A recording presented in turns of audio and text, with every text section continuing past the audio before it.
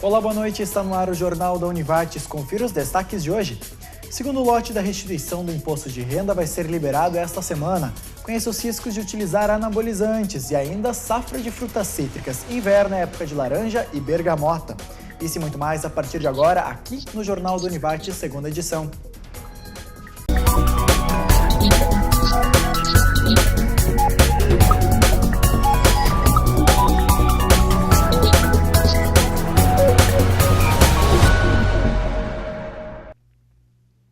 Na última sexta-feira, começou a valer a nova lei do trânsito, que prevê o uso de faróis baixos em rodovias. Em apenas 3 dias, cerca de 1.800 condutores foram multados por trafegarem sem os faróis ligados em rodovias aqui do Rio Grande do Sul. Até o domingo, o Comando Rodoviário da Brigada Militar registrou 1.021 autuações e a Polícia Rodoviária Federal 825 multas. Em caso de descumprimento, o motorista é autuado por infração média, com multa de R$ 85,00 e 4 pontos na CNH. A gente segue falando de trânsito. O governo do estado e a Secretaria dos Transportes mobilizam por meio da empresa gaúcha de rodovias 29 equipes para atuar nas estradas da empresa entre os dias 11 e 15 de julho. 11 equipes vão realizar obras com alteração no trânsito. Outras 18 equipes vão fazer ações de manutenção, como roçada, limpeza e pintura. Na RS 129 e 130, entre Lajeado e Guaporé, vão ser feitos trabalhos no quilômetro 73, sem alterações no trânsito. Na Rota do Sol, entre Estrela e Garibaldi, no quilômetro 76, também sem alterações no trânsito. Nesta sexta-feira começa o pagamento da restituição do segundo lote do imposto de renda. Cerca de 1,5 milhão de contribuintes estão incluídos. 2 bilhões e meio de reais em restituição vão ser liberados. A restituição do imposto de renda é realizada após o balanço feito entre rendimento anual e despesas com saúde e educação. Na verdade, já houve um lote de restituição, mas no dia 15 tem um novo lote de restituição. Todos os meses, esse é o segundo lote agora, todos os meses o governo abre para consulta lá pelo dia 7, 8, depende um pouco das datas, e a partir do dia 15 daquele mês é liberado um lote.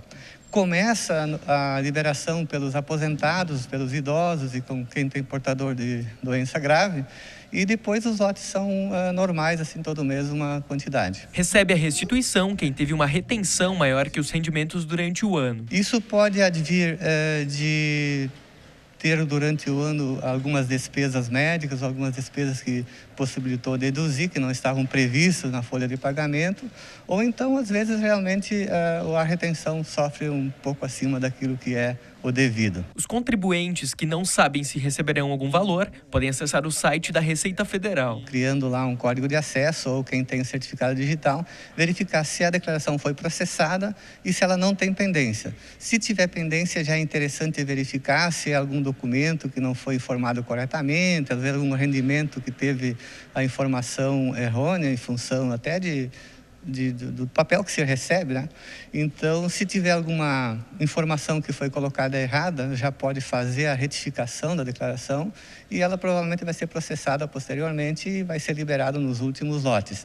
Mas é importante essa consulta, quem tem restituição consultar, ver se ela foi processada e não tem pendências. Se a declaração não for liberada nesse lote, isso não quer dizer que ela caiu na malha fina.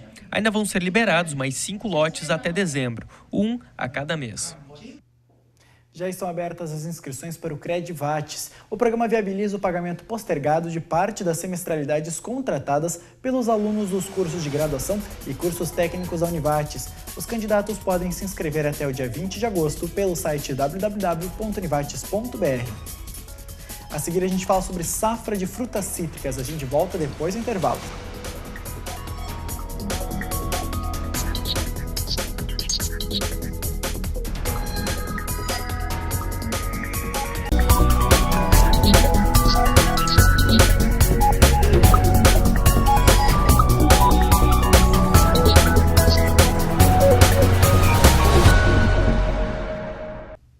Os 2 projetos de lei que estavam na pauta da sessão da Câmara de Vereadores de Estrela de ontem foram aprovados por unanimidade. Do Executivo, a abertura de crédito especial de R$ 30 mil para o projeto e reforma do andar térreo do Centro Cultural.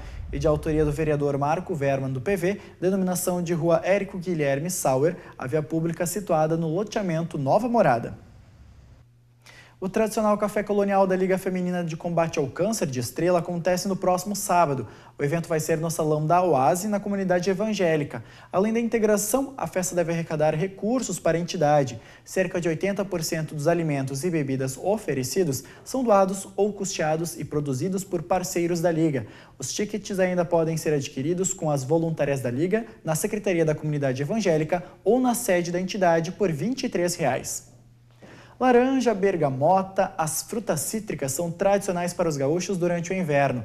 Depois do almoço, naquele solzinho do meio-dia, muita gente aproveita para comer uma dessas frutas. Aqui na região, elas são produzidas, mas ainda de forma pouco expressiva. Com a chegada das baixas temperaturas, as frutas cítricas começam a amadurecer e ficam ideais para o consumo. Laranja e bergamota são as queridinhas aqui no estado. As duas representam boa parte da produção frutífera nesse período do ano. No Vale do Taquari, cerca de 22 mil toneladas dessas frutas são produzidas por ano.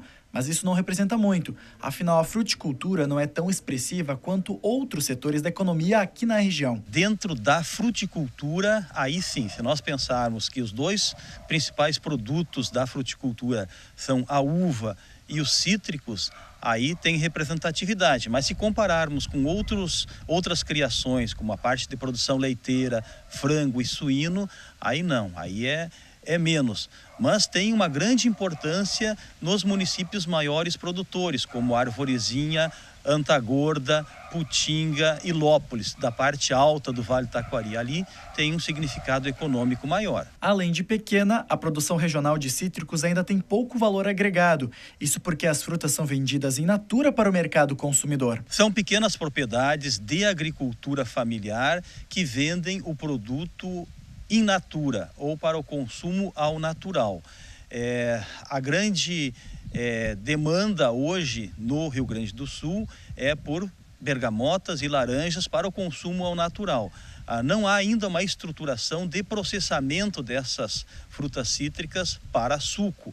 Nós temos algumas iniciativas no município de Dois Lajeados, no município de Doutor Ricardo e Imigrante, já tem pequenas agroindústrias que extraem o suco da laranja e depois colocam no mercado. As condições climáticas do Rio Grande do Sul favorecem o cultivo de frutas cítricas. A colheita da safra 2016 começou no mês de maio e segue até outubro, quando começa a esquentar. Mas a região é privilegiada e consegue oferecer fruta para o mercado por mais tempo. Quanto maior a altitude da plantação, mais longo o período de safra. Nós conseguimos colher laranjas e bergamotas de ciclo tardio até o mês de dezembro, em algumas situações até no mês de janeiro. Quando no restante do estado, principalmente na principal região produtora, que é o Vale do Caí, a produção já está encerrada, ela vai no máximo até outubro. Ou seja, numa época de calor, dezembro, janeiro, quando o consumo de sucos e de frutas aumenta, nós temos possibilidade de fornecer para o mercado essas frutas em função de que a maturação dessas frutas cítricas, ela demora mais para acontecer, ela é mais tardia na parte alta, na maior altitude. Com isso, a região oferece fruta fresca, seja para o consumo ao natural ou produção de suco, quando não tem concorrente. Com isso, o preço pago ao produtor é mais vantajoso. Um novo ponto turístico vai ser inaugurado em Estrela no mês de agosto. O governo municipal homologou o processo licitatório para contratar uma empresa privada responsável pela operação e manutenção da cafeteria às margens do Rio Taquari, nas proximidades da histórica escadaria. Além disso, o Ministério do Turismo liberou mais R$ 243 mil para a recuperação da orla estrelense. A seguir tem previsão do tempo aqui no Jornal do Univates. A gente já volta.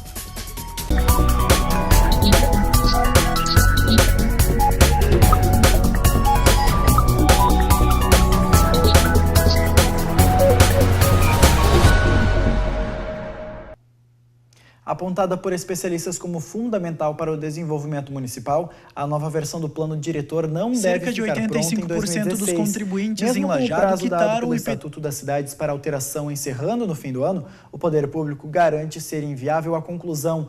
Os altos custos para a elaboração das novas regras, aliados ao período eleitoral, são os principais entraves apontados pelo governo. A Univates prorrogou até a próxima sexta-feira as inscrições para o 15º Salão de Iniciação Científica, Tecnológica e de Inovação, em função de um problema com o sistema de submissões. O evento serve para divulgar os resultados das atividades de pesquisas de bolsistas vinculados a projetos desenvolvidos na Univates e também em outras instituições de ensino no contexto da graduação e da pós-graduação. As inscrições para apresentadores de trabalhos devem ser feitas pelo site www.univates.br. A 16ª Coordenadoria Regional de Saúde de Lajeado, que abrange 37 municípios do Vale, é a única do Rio Grande do Sul que não registrou óbito por gripe A neste ano. Ao todo, já foram notificadas 168 mortes por influenza no estado. 92,9% delas são por vírus H1N1. Segundo o boletim epidemiológico do estado, divulgado na sexta-feira, a região com o maior número de óbitos por influenza foi a metropolitana, 45%. Agora a gente fala de previsão do tempo. Amanhã a tendência é de que a instabilidade permaneça sobre Santa Catarina e Paraná. Com isso, o sol deve aparecer por mais tempo aqui na região. Porém, no final do dia, podem ocorrer pancadas de chuva. Confira agora as marcas previstas para amanhã. Em Lajeado, a temperatura fica entre 10 e 20 graus. No município de 2 Lajeados, entre 8 e 18. Já na cidade de Bom Retiro do Sul, mínima de 10 e máxima de 20 graus. A seguir, a gente fala do uso de anabolizantes. Saiba os prejuízos que isso pode trazer para a saúde.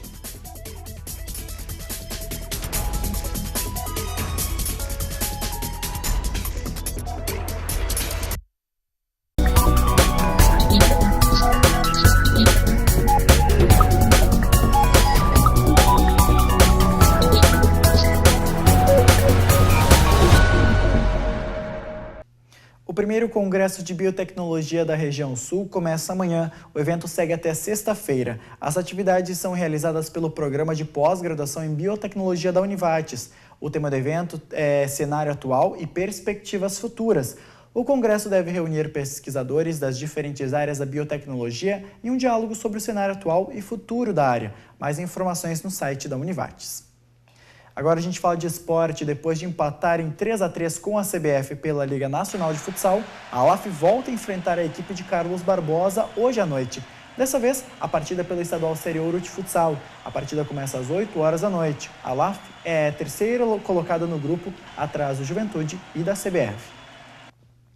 A academia é aliada de quem busca o famoso tanquinho. Alguns tentam acelerar esse processo de hipertrofia utilizando meios ilícitos, como os anabolizantes. Mas até que ponto vale o corpo perfeito?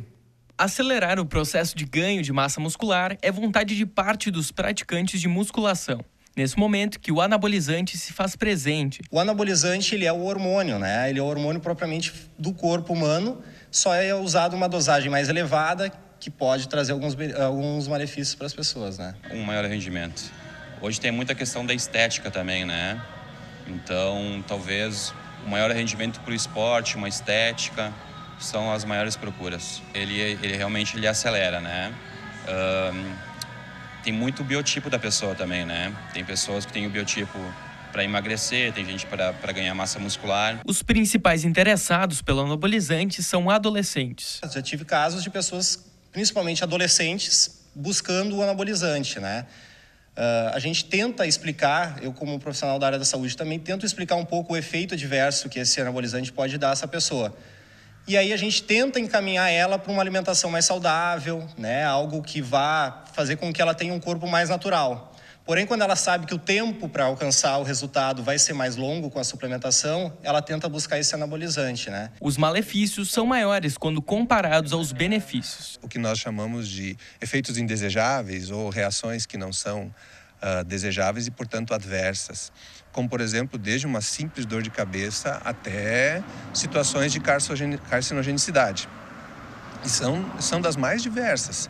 A gente pode citar problemáticas hepáticas, a gente pode citar problemáticas, então, de um modo bastante amplo, biológicas e até de ordem psíquica e relativamente irreversíveis, como alterações de comportamento bem importante, masculinização nesse sentido, né? Existem outros meios de complementar a alimentação e alcançar os objetivos físicos. Bom, o suplemento ele é um alimento natural, né? Ele vem, por exemplo, a proteína, o whey protein, ela é derivado do alimento, derivado do leite, né? Quando eles fazem o processamento, o produto se transforma, vão fazendo o processamento até ele se transformar num pó, para esse produto ser consumido pela população. Então ele é um produto natural, ele é um produto que vem derivado de origem animal, mas que é um produto que faz com que a pessoa ganhe musculatura, ganhe massa muscular, né, ganhe outros benefícios naturalmente. O Jornal da Univates de hoje fica por aqui. Eu volto amanhã ao 12h15. Obrigado pela sua companhia. Tenha uma boa noite.